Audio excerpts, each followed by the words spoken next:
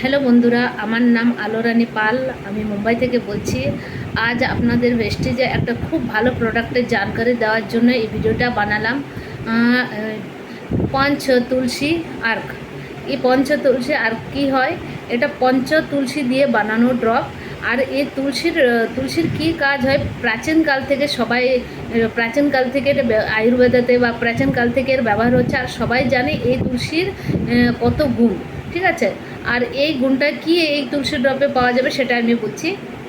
Immunity system, রোগ প্রতিরোধ ক্ষমতা বাড়ায়, তারপর সর্দি কাশ থেকে বাঁচায়, গলা ব্যথা হলে তাতে খুব আরামদায়ক পাওয়া যায়। এ বাদে আমাদের খাবারের হজম শক্তিও বাড়ায়। তারপর আমাদের যে শ্বাস নেওয়ার নলিটা হয় না, তাতেও আমাদের এটাকে নেওয়ার জন্য খুব সাহায্য করে। আর এটা নেওয়া খুব সহজ, মানে 2 থেকে 3 ফোঁটা গরম জলে নিয়ে আমরা খেতে পারি। রোজ সকাল বা সন্ধ্যে 2 টাইম নিতে পারি।